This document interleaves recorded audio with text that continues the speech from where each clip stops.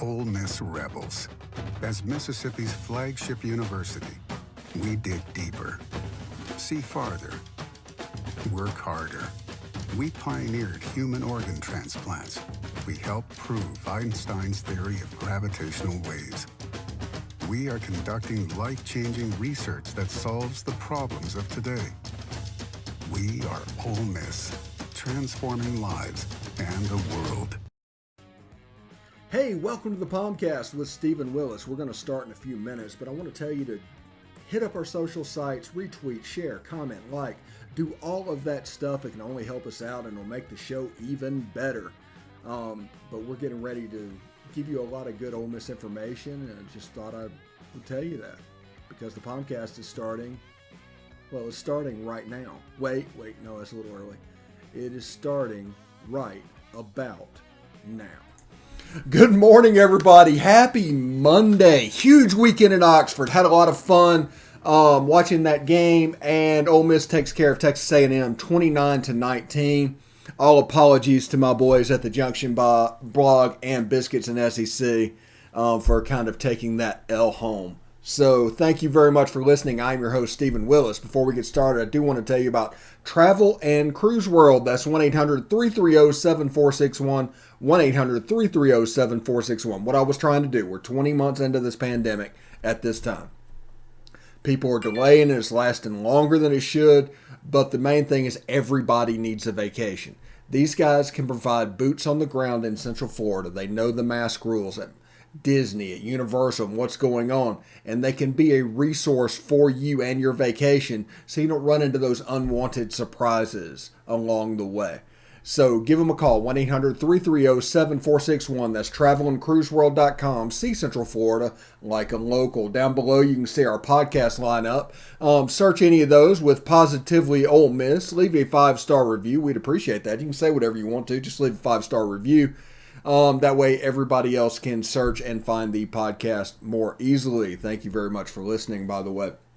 And, of course, you can watch us on Twitter at the Stephen Willis or at Ole Positively. You can catch us on YouTube at Positively Ole Miss or Facebook.com/POMcast. Search Positively Ole Miss on YouTube. Subscribe. Hit the bell. You'll not only know that we're streaming, you'll know what we're streaming about. By far the best notification system out there. So if you want to know what's going on, you need to subscribe to them and hit the bell there so you can get notifications so you can watch on whatever you want to watch on. So that definitely will help you out. And also you can catch us on Twitch at Positively Ole Miss. All one word, all lowercase. Magical weekend. I don't think it was quite as good as the 2014 Bama, but is about as good as it could be, honestly. The Katy Perry thing, the whole 9 yards. I think just because we beat Alabama that time, it made it just feel a little bit more special than beating Texas A&M. Now, in the first half of that game, it's one of the most dominant halves of defense I've ever seen Ole Miss play. It really goes back to like the 2008 Ole Miss game whenever you just felt bad for Mississippi State's quarterback. Second half, A&M adjusted. They're a good team with good players. They've been recruiting very highly the last few years. Made adjustments, was able to move the ball a little bit. They still had trouble getting into the end zone though. And other than Devin Achane, there was not really a weapon for A&M that was working. Achane was the avenue. He ended up going over 100 yards for the game. But he popped one, a lot like that little quick guy from Liberty last week. I'm curious about that, but that could just be the fact that they have better athletes than we have on defense in certain positions. So the super quick guy is going to get loose.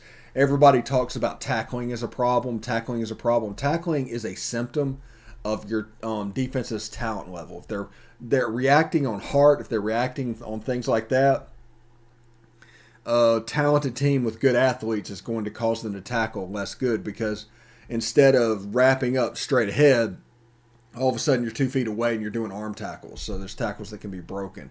And it's all because of the athleticism of the other team. So we have to improve on that side. We have to recruit to this defense.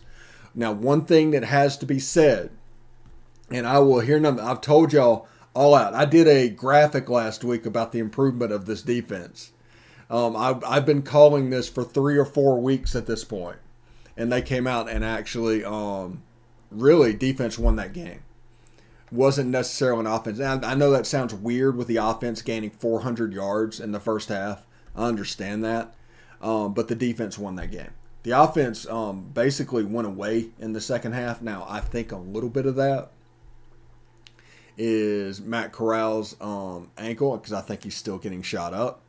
The Novocaine or whatever that is wears off a little bit.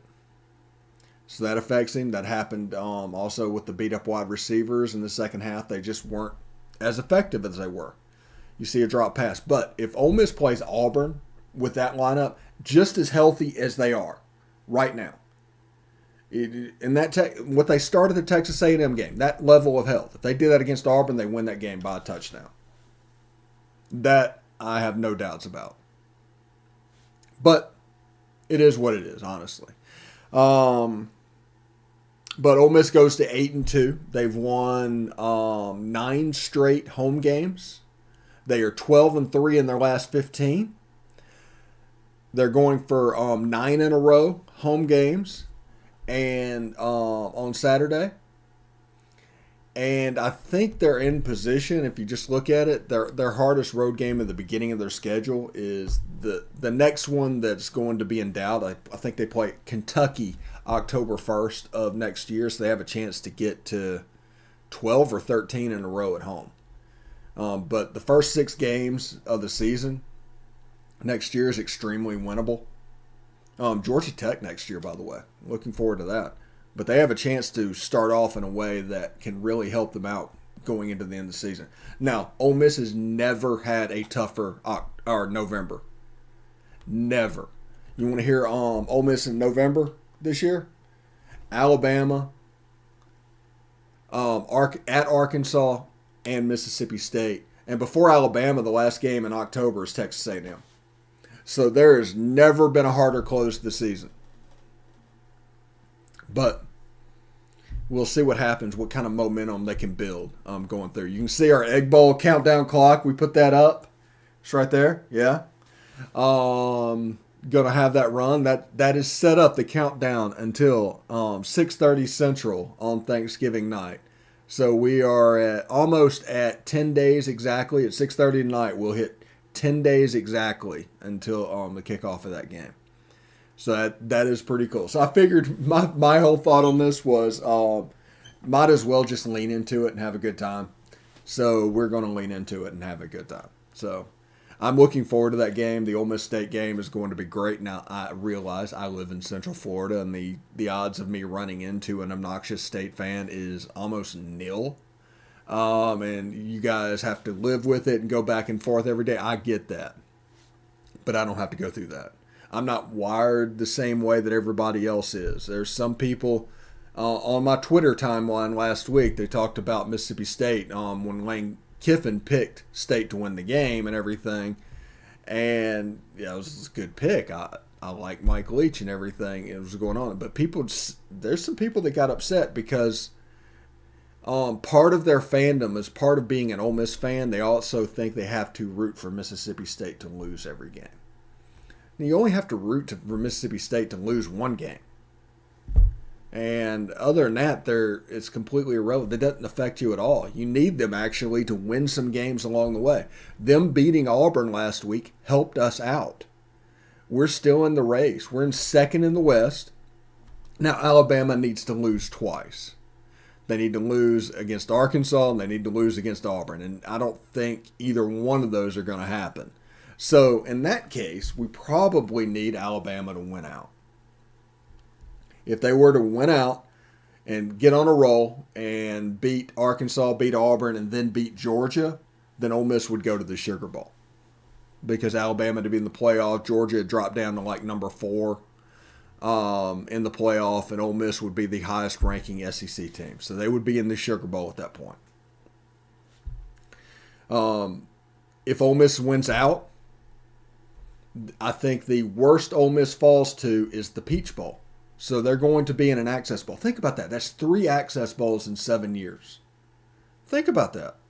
At Ole Miss, 3 Access Bowls in 7 years. That's almost half the time playing on one of those super elite bowl games. Now, we haven't made the playoff, but that's called knocking on the door, people. People need to realize what that means. Now, and that happens with probation all in the middle. Those 5 years are for nothing, by the way. Hope everybody enjoyed living in the moment in those 5 years, but those 5 years were for nothing. Because nothing got interrupted. But if Ole Miss were to lose the Egg Bowl and drop down to 9-3, the worst they're looking at is the citrus. Orlando would love to have Ole Miss. Absolutely love to have Ole Miss down here. They don't think they're going to get them. Nobody thinks they're going to get them. Ole Miss is that surprise team that if Ole Miss were to lose a game, they would fall to the citrus, and the citrus would be over the moon. And if Ole Miss lost the Egg Bowl, they'd still come down here with 25,000 people. Because the Citrus Bowl is that big of a bowl. It's a successful season. If you go to the Citrus and above to a bowl game, it is a successful season. Ole Miss has a chance to win both their next two games and their bowl game for 11 wins. This program, in the history of the program, think Johnny Vault, think the whole 9 yards, has never won 11 games in a season. Think about that. 11 would be the program record. This is year 2. So now we've hit the point where people are going to talk about a top 10 team in November looking at an Access Bowl about what we can't do, what we can't have at Ole Miss, what we they need to get away from. The realistic thing, if you want to be real about this, if you just want to absolutely be real about this, and I'm just going to put this case down for Lane Kiffin and everything else. Lane Kiffin is the perfect personality fit for Ole Miss. Everything he does, his online persona, everything is the perfect persona for Ole Miss. Ole Miss needs to embrace the shit out of that. Second, if Ole Miss can pay $7.5 to $8 million a year, which is the rumor that they can, and that pretty much comes from Keith Carter, who just said the simple answer was yes, they'd be able to pay whatever's necessary. Then money's not going to be the issue. The personality's not going to be the issue. I don't think anybody's telling Lane no. I think everything else is going to be able to be built, because this is the better thing. When you go to a, quote, blue blood, like I said, blue bloods don't really exist, but it's only basically a self-image at this point. If he were to go to Miami, there's going to be a group of people that's going to tell him how to do things. And this is how we do things. If he goes to Alabama, there's going to be a group of people, and he's going to talk about the Alabama way, and this is the way Nick Saban did this. If he goes to LSU, same thing's going to happen. This is the way we do things. There's going to be powerful boosters. At Ole Miss, he has the opportunity, and this is insanely close, to shape this program into his image. To build it exactly as it needs to be built. Because I look at progress as like a freeway. And you go down about 7 miles and there's an off-ramp. You can take that. And you go down about 7 more miles, there's an off-ramp. You can take that. At some point, you're going to take that off-ramp. But picture this interstate at Ole Miss as just a straight road going to one destination. There's not options along the way for you to mess this up. It's a straight thing. You can build it in your image and do what you need to do. Now, I understand we're not the most wealthy state in the union. I get that. But there's avenues for Ole Miss to build this up. Everybody talks about Arch Manning and his recruitment moving forward, that Georgia and all these people have NIL advantages. Does anybody actually really think that somebody named Manning in the state of Mississippi would not be a millionaire? I mean, it's crazy the amount of celebrity that comes with that name. They do that on TV. There's Manning's, Eli's Places on ESPN Plus. Archie's showing up. They're being courted by Caesars Sportsbook. Do we really think that on top of the national level stuff that Arch Manning would automatically be able to do, the local stuff in Mississippi wouldn't make up for the amount of money over anywhere in the country? That's crazy. That's a silly argument. That's not thought through. The 2023 class for Ole Miss has a chance to be the most special class in Ole Miss history. They are absolutely building blocks going to that. Ole Miss wins 10, 11 games going into next season. Nobody has anything to pitch to any player about Ole Miss. Because, like I told you, the culture of this program. One, let's see. It's all about the team. Pro mindset, right? Do what you're supposed to do. Protect the team is what we used to call it. But all about the team just popped in there. So pro mindset. The other thing is competition. That's the number one thing of this program. They're going to get better players than you expect, and they're going to make you compete against them to move forward on the depth chart. And by the time you get to Sunday, they're going to make practice really, really hard. And by the time you get to Saturday, you're going to be heads and shoulders above who you face. It's kind of what Alabama has now. And the other thing is fun. They want this program to look like a fun program. That's the reason they put a fire extinguisher in Jonathan Hess's hands, so that we can get the TV shot of him going around, dancing around, doing that with the smoke cloud going up, because people are going to jump to having fun. People are going to complain about the uniforms. The uniforms that Ole Miss has are the best in college football. No matter what, their whole set is the best in college football. They're red jerseys, but they're powder blue especially.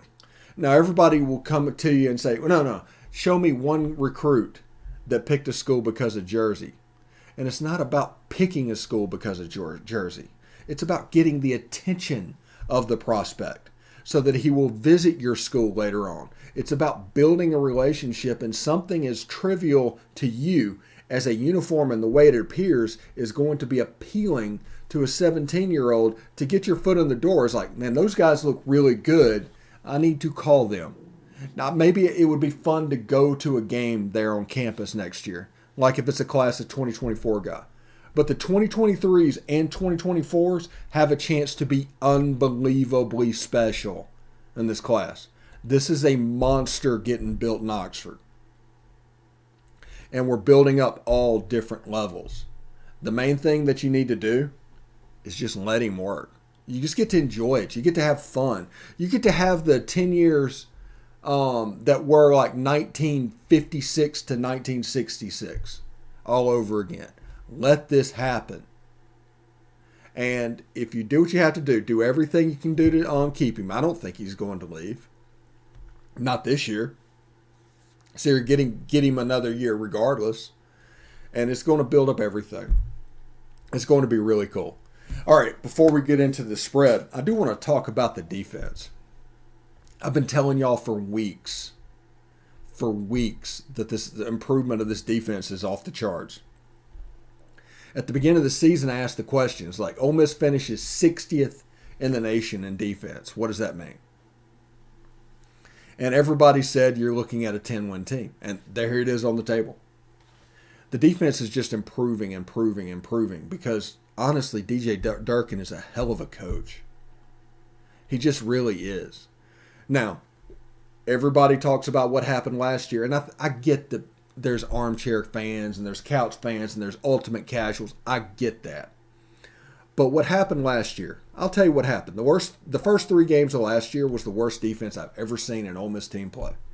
But that wasn't DJ Durkin's fault. That was a team with a new coach, with a new system, without a spring, without a fall camp. It's just normal weekly practices leading up to the season. So you have a whole bunch of guys, so personnel, you don't know who needs to be there. Coaches, like I said, are notoriously risk averse. So they want hours and hours and hours of film just to justify the thought that's in their head. You ended up with players last year playing that by the end of the year were not. Once the film kind of leveled out and they got the right guys on the field, second half of the season, the defense was just bad. Not the worst that I've ever seen. It was just bad. That was mainly because of the defensive line. So they went out and they recruited defensive linemen and did everything. And they flipped the system a little bit because they didn't have time to do that last year. They wanted to do that last year. They didn't have time to do that last year. So with the spring and everything built up, they went ahead and did the flip. And the Haycock system at Iowa State, the defensive wise. Now you look at the light box defense, okay? This is important to know. This is the important thing. Everybody looks at the box and it's like, Ole Miss has 4 guys in the box. No, Ole Miss has 7 guys assigned to run defense. They're just positioned at a starting point a little bit less. And because of what's able to do, they're able to get down and meet them where they need to. You might move up a step or two. You might move back a step or two. But you're going to kind of be where you need to be. You can mix that with the stuff that DJ Durkin is comfortable with, what you're seeing with the cover 1 type stuff.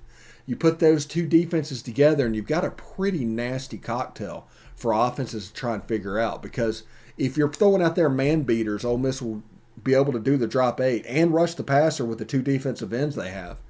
And if you think it's that and you're doing zone beaters, all of a sudden Ole Miss can get up there and man defense you.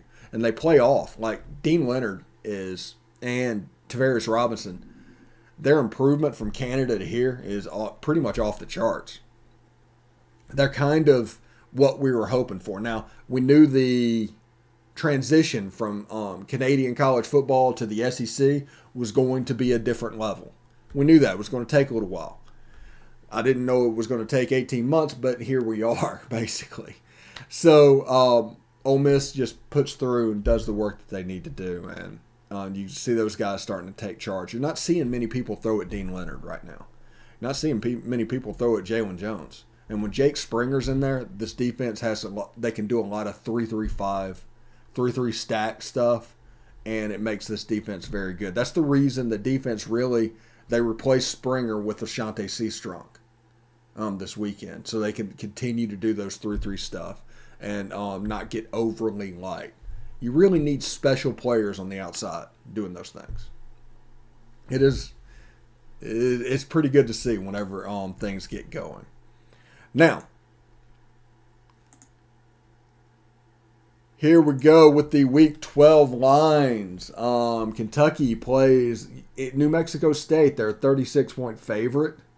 They opened at 36, and basically, every time you look at a number, it's like, I don't know if they can score that many points is better than anybody. But I did that with Alabama last week, and they almost covered in the first half. So I don't know if I'm going to get burned or not by that line. But that's a lot of points for Kentucky. Bama's a 20.5-point favorite. It opened at 22.5 at Bama. Is that at Bama? I may have made a mistake there. I thought that was in Fayetteville for whatever reason, but maybe it's not. But they're a 20-point favorite. Alabama's offense can come and go. We know what they're going to do game plan wise against Ole Miss. Or against Arkansas because of what they did against Ole Miss. So I expect them to line up, play a little bit of murder ball. It'll be about 2011 version Alabama. They're going to hand the ball to Brian Robinson. If Arkansas can stop the run, they got a chance. But Ole Miss actually needs them to lose twice, so it's almost better to root for Alabama to win out, including the SEC championship. So Ole Miss will be in a place to go to the Sugar Bowl if they win out. Florida, favored by 8 over Missouri. I'll say that again. Florida's favored by 8 over Missouri. It opened at 10. How bad is Missouri if that's the case?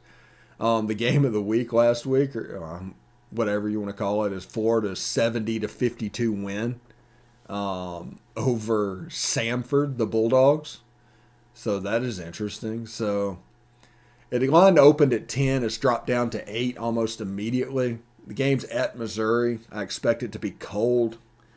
I think Florida's got locker room. Florida's got problems. I don't know where it is, but it might cost Dan Mullen his job, and a loss to Missouri might do it. But I just don't know. Auburn's favored over South Carolina by 7. It opened at 10.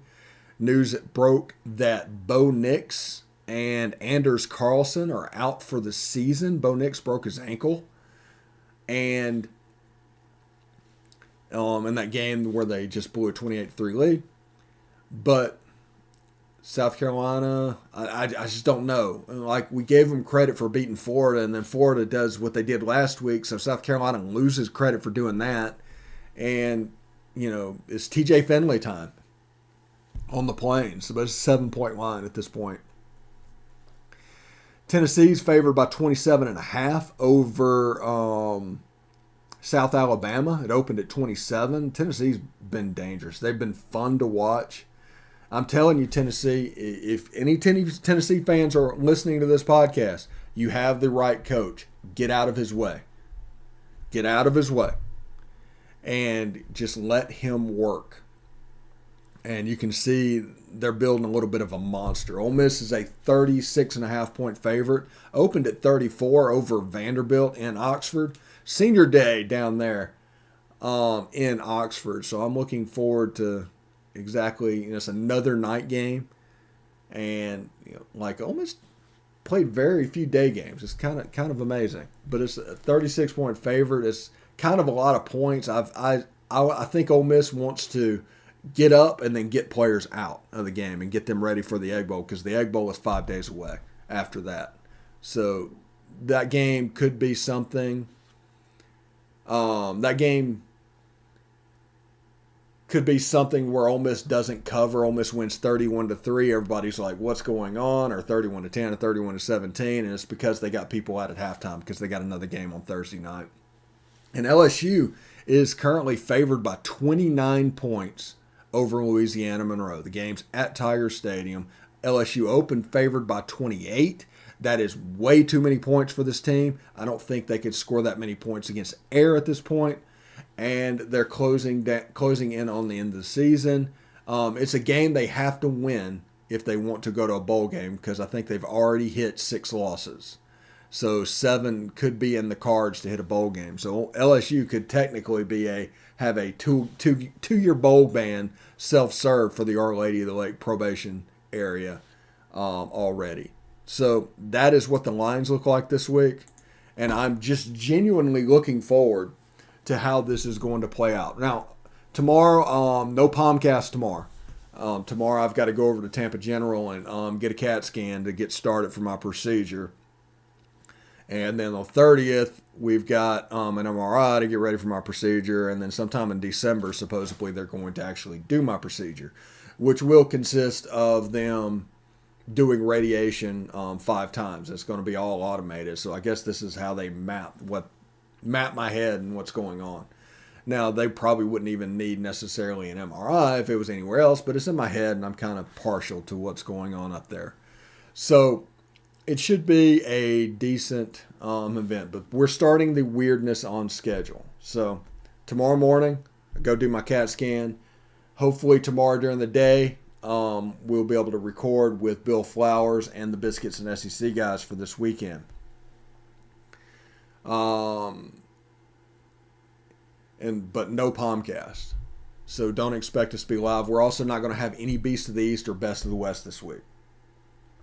This is going to start the schedule fluidity. Now realize that we got some interesting, fun stuff planned. Hopefully starting in December. But mainly after the new year. We're going to get that announcement out to you as soon as possible, whenever we can. But it'll be really cool and kind of provide everybody a nice little portfolio in order to sell ads and do whatever they're doing. So we're going to try and bring some people into the tent. And Nasty Natty Gaming wants to be on a podcast. You were just on a podcast. Congratulations. And hope everybody has a good time. This was a great week. We'll do our Know Thy Enemy on Wednesday for Vandy, and we'll be able to move on from there. So thank you very much for tuning in today. And honestly, I'm just really glad you did. So tune in to, Wednesday for the POMcast, Wednesday for SEC After Dark, and then we'll start our Talking Ball and all that with Bill Flowers. But just realize that it's gonna get a little bit wonky moving forward. It's going to get a little wonky with the schedule. So thank you very much for tuning in. We'll catch you Wednesday morning, 11 a.m. Eastern, 10 a.m. Central, and we should have a lot of good time, a lot of good contact. Get ready for the doors. Hotty toddy.